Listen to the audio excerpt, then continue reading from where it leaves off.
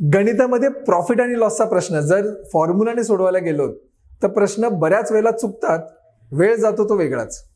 पण जर लॉजिकने सोडवला प्रश्न उत्तर अतिशय इझी पद्धतीने काढता येतं. बघा हा प्रश्न.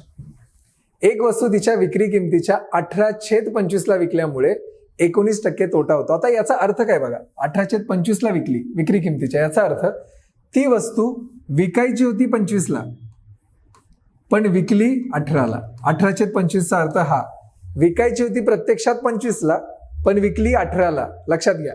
आता 18 विकल्यामुळे 19% तोटा होतो. बघा, 18 विकल्यामुळे 19% लॉस होतो. आता मी बऱ्याच वेळेला सांगितले माझ्या व्हिडिओजमध्ये 19% लॉस 100 मधून 19 वजा करायचं म्हणजे किती, 18 विकल्यामुळे 81% रक्कम मिळतीये. याचा अर्थ हा झाला. तर ती वस्तू प्रत्यक्ष विक्री किमतीला विकल्यास शेकडा नफा किती होईल.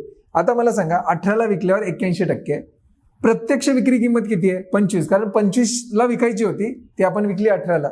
मग 25 विकायची होती तर तेव्हा किती प्रॉफिट झाला असता. झालं, प्रश्नचिन्हाचं उत्तर काढायचं आहे.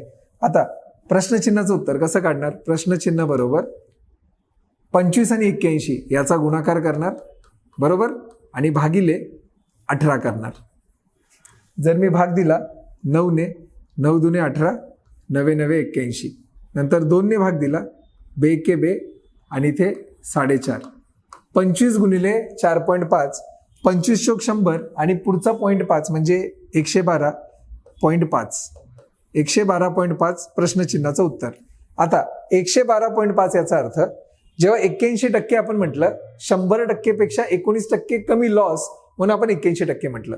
आता प्रॉफिट होणार आहे 100%च्या वर 12.5% प्रॉफिट होणार की नाही, कारण 112.5 मधून मी जर 100 घालवले तर उत्तर येतं 12.5%. एवढा होईल नफा, कारण एवढे पैसे एक्स्ट्रा मिळालेत ना. मग 12.5% नफा, जे आहे ऑप्शन क्रमांक 3. अतिशय छान प्रश्न आहे.